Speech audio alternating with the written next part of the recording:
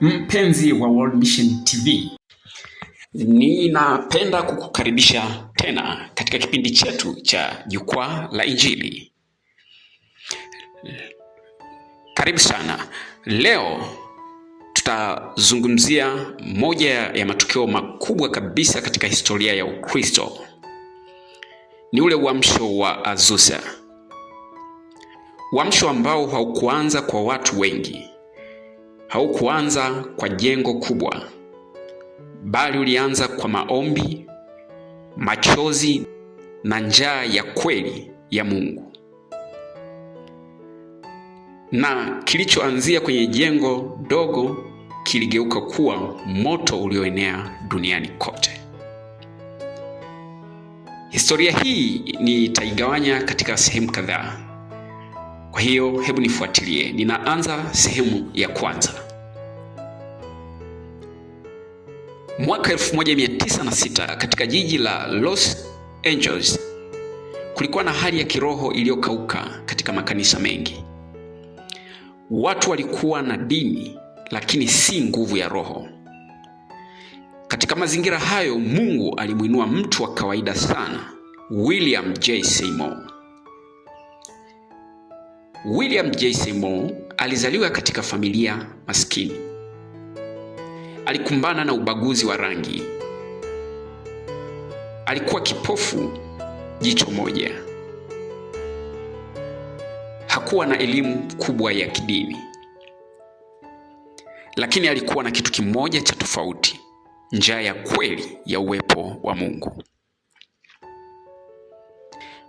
Alijifunza mafundisho kuhusu Roho Mtakatifu kutoka kwa Charles Parham, ambaye alifundisha kwamba kunena kwa lugha ni ishara ya kubatizwa na Roho Mtakatifu. Sehemu ya pili. Mwanzo wa uamsho. Seymour alipofika Los Angeles kufundisha, alikataliwa na makanisa. Milango ilifungwa. Lakini hapo ndipo Mungu alianza kazi yake. Alianza kukutana na watu wachache katika nyumba ndogo. Waliomba kwa bidii, sio maombi ya kawaida, bali maombi ya kulia, kusubiri na kumtamani Mungu. Siku moja ghafla, watu walianza kunena kwa lugha, kuanguka chini kwa nguvu za Roho Mtakatifu, kulia kwa toba, kushuhudia uwepo wa Mungu kwa namna isiyo ya kawaida. Hapo ndipo moto ulipoanza.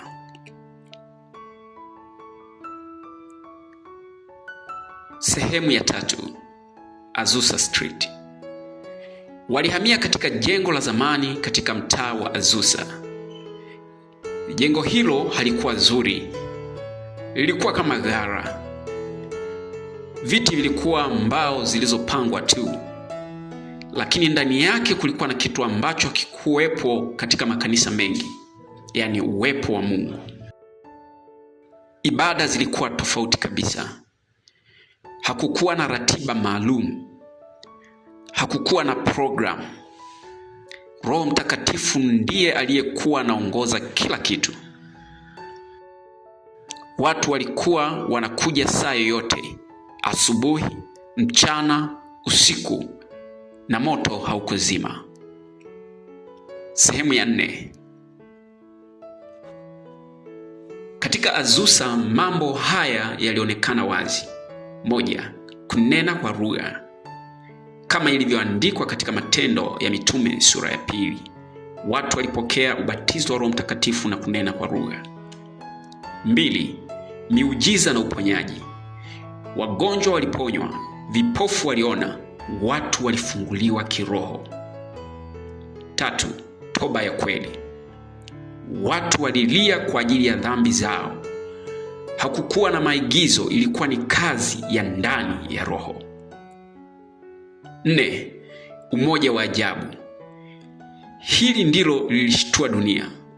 Weusi na weupe walikaa pamoja.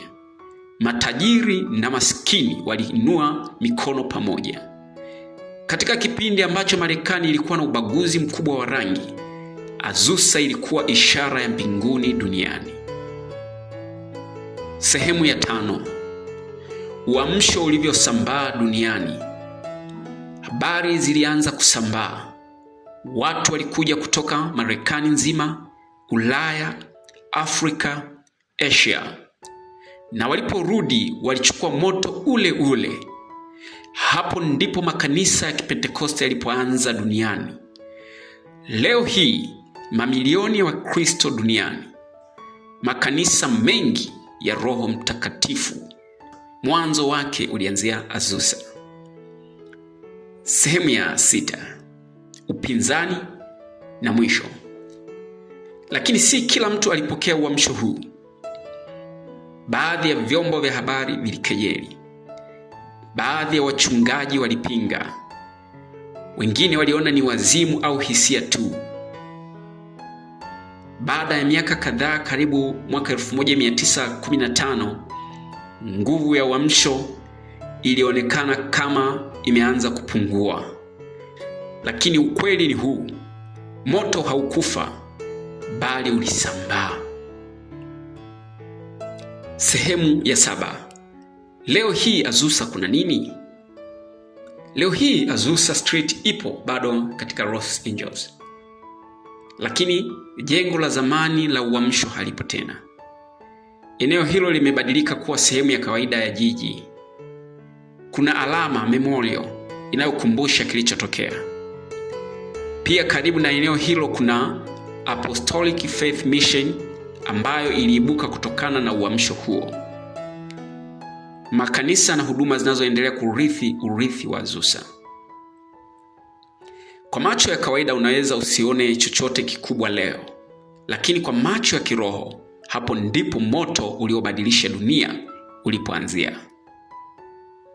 Hitimisho la simulizi hii fupi ya uamsho uliotokea Azusa. Uamsho wa Azusa unatufundisha kitu kimoja kikubwa. Mungu anatafuta watu wenye njaa ya kweli katika mioyo yao ya kumtaka yeye. Seymour hakuwa na elimu kubwa, hakuwa na umaarufu, lakini alikuwa na moyo uliovunjika mbele za Mungu. Na leo swali ni hili: inawezekana Tanzania kuona uamsho wa namna hii au sehemu nyingine yoyote ile? Jibu ni ndio. Lakini inaanza na maombi, toba ya kweli, njaa ya kweli ya Mungu.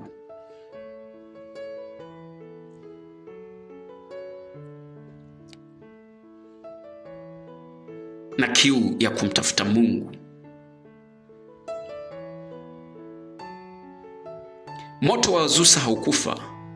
Unasubiri mtu mwingine au kizazi kingine uwashwe tena.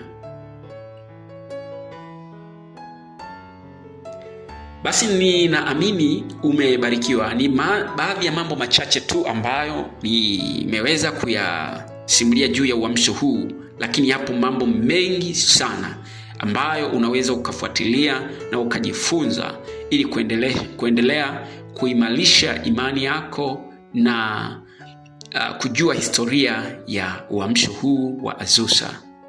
Kama umebarikiwa na historia hii, unaweza kushare hii video. Na pia unaweza kucomment hapo chini. Na tusisahau, uamsho hauanzi kanisani, unaanza moyoni.